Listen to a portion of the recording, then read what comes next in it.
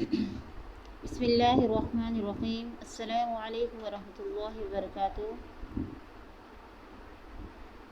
میں بحریہ model school unity ماڑی پور کراچی سیکنڈری ونگ جماعت ششم کی اسلامیات کی ٹیچر مس خدیجہ ہوں۔ آج ہمارے دوسرے سبق کا آغاز ہو رہا ہے، جس کا عنوان ہے اذان کی اہمیت، فضائل اور فوائد۔ سب سے پہلے ہم اذان کے معنی مفہوم کو جانیں گے۔ تو بیٹا، اذان کے لغوی معنی ہے پکارنا۔ شریعت میں اذان سے مراد مخصوص آواز، مخصوص الفاظ اور کلمات ہیں جو مسلمانوں کو نماز کی طرف بلانے کی غرض سے بلند آواز میں ادا کیے جاتے ہیں۔ شریعت میں اذان سے مراد وہ مخصوص الفاظ اور کلمات ہیں جو مسلمانوں کو نماز کی طرف بلانے کی غرض سے بلند آواز میں ادا کیے جاتے ہیں۔ اذان میں اللہ تعالیٰ کی توحید، نبی کریم صلی اللہ علیہ وسلم کی رسالت کی گواہی دی جاتی ہے۔ اس کے علاوہ نماز اور کامیابی کی دعوت بھی دی جاتی ہے۔ اذان کی ابتدا کیسے ہوئی؟ تو بیٹا، نماز جو کہ ہر مسلمان مرد و عورت پر فرض ہے، ہجرت مدینہ سے پہلے ہی فرض ہو چکی تھی۔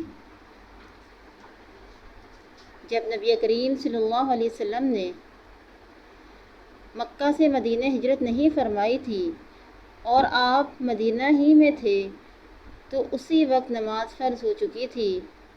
چونکہ مکہ میں مسلمانوں کی تعداد بہت زیادہ کم تھی، اس لیے وہ پہاڑوں کی گھاٹی میں چھپ کر نماز ادا کیا کرتے تھے۔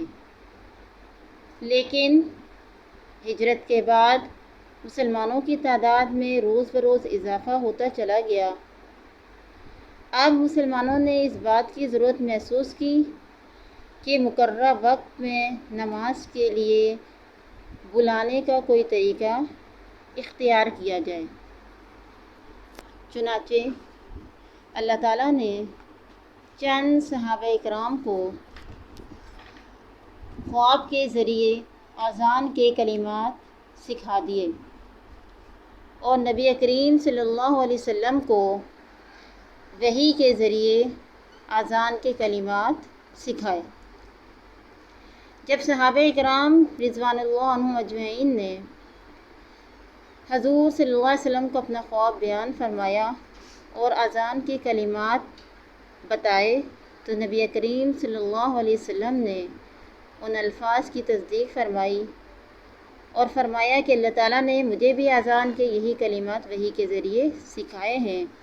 چنانچہ آپ صلی اللہ علیہ وسلم نے حضرت بلال رضی اللہ تعالیٰ عنہ کو اذان کہنے کے لیے مقرر فرمایا۔ تو اسلام کے سب سے پہلے مؤذن حضرت بلال رضی اللہ تعالیٰ عنہ ہیں۔ تو یہ وہ واقعہ تھا جس سے اذان کی ابتدا ہوئی۔ اب اذان کی فضیلت کی طرف آتے ہیں۔ اذان کی آواز اللہ تعالیٰ کو بہت پسند ہے۔ جہاں 5 وقت کی اذان دی جاتی ہے، وہاں رحمت کا نزول ہوتا ہے۔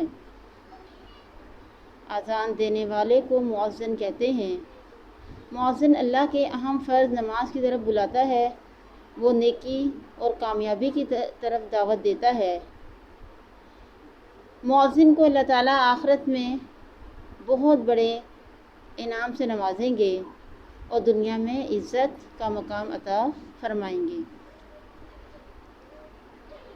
حدیث پاک میں آتا ہے، جس کا مفہوم یہ ہے کہ اگر لوگوں کو معلوم ہو جائے کہ اذان دینے والے کو کتنا ثواب ملتا ہے، تو لوگ ایک دوسرے سے آگے بڑھنے کی کوشش کریں۔ ہمارے لیے ضروری ہے کہ جب مؤذن اذان دے تو اذان کا جواب دیں اور درود پڑھیں اور مسنون دعا پڑھ کر اللہ تعالیٰ کی طرف مسنون دعائیں پڑھیں اور اللہ تعالیٰ کی طرف اس پر بہت بڑا ثواب ہے۔ اذان کے بہت سے فوائد ہیں۔ پہلا فائدہ تو یہ ہے کہ اللہ تعالیٰ کو اذان کی آواز بہت زیادہ پسند ہے اور اذان سے دین اسلام کی شان اور عظمت ظاہر ہوتی ہے۔ شیطان اذان کی آواز سے خوفزدہ ہو جاتا ہے۔ اذان ہی ہمیں اپنے پروردگار کی یاد دلاتی ہے۔ اذان مسلمانوں کو نماز کی یاد دلاتی ہے کیونکہ بسا اوقات مصروفیت کی وجہ سے نماز سے غافل ہو جاتے ہیں، تو اذان مسلمانوں کو یاد دہانی کراتی ہے۔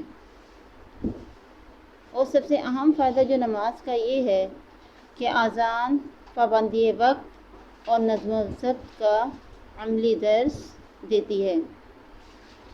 تو آج کے سبق میں ہم نے اذان کے معنی مفہوم، اس کی اہمیت، فضائل اور فوائد